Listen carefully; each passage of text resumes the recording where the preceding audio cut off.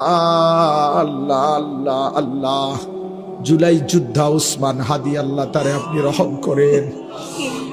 এই যুবক বড় সাহসী যুবক ছিল মাওলা। আল্লাহ দেশের জন্য বড় বজ্র কণ্ঠে বলেছিল সে মাওলা। আল্লাহ আপনি তারে ফিরায় দেন, আপনি তারে ফিরায় দেন, আপনি তারে ফিরায় দেন।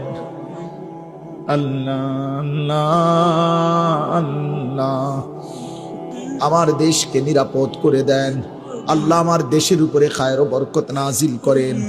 একজন ইনসাফকার, ন্যায়পরায়ণ, আদেল শাসক আমাদেরকে দিয়েন মাওলা।